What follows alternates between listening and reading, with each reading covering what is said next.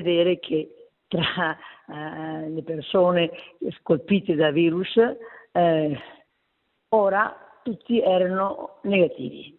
È stata veramente una bella notizia, nonostante si pensa sempre a quanto sia successo, e quello è sempre una spina che tutti noi abbiamo nel cuore. Tuttavia vedere che finalmente dopo tanto tempo si poteva dire ora potrebbe essere finita, è stato un grande sollievo. Covid free. Finalmente la casa di riposo di Merlara si è liberata dal coronavirus. Sabato gli ultimi 2 ospiti malati si sono negativizzati e la buona notizia tanto attesa è arrivata.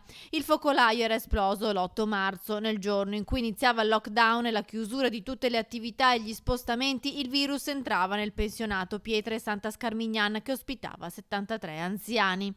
Oggi, dopo mesi di sofferenza e paura, ne rimangono 39. Uno è ancora ricoverato a Schiavonia, ma è in fase di miglioramento. L'ultima vittima invece è deceduta, è un 85enne morto mercoledì scorso. Non tutte le vittime però sono dovute al Covid, specificano i responsabili della struttura. Alcuni anziani sono deceduti per cause naturali. Sarebbero 31 gli ospiti morti dopo essere risultati positivi al virus. Il numero più alto registrato in una casa di riposo per la provincia di Padova.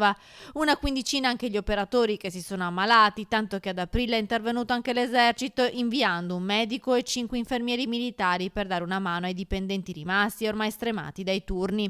Ora invece ci si appresta a tornare progressivamente alla normalità. Da lunedì 1 giugno riprenderanno anche le visite dei familiari. Sono cominciati i colloqui anche di persona, naturalmente con tutte le normative previste. È molto importante non solo per i familiari, ma soprattutto per gli ospiti, che finalmente possono vedere i loro familiari, cosa che prima non riuscivano a capire. Molti si lamentavano, dicevano: ma perché non vieni, perché non vieni? C'è un bel spiegare che non era possibile perché c'era quel terribile virus. Ecco, questo è un altro aspetto positivo di questo momento.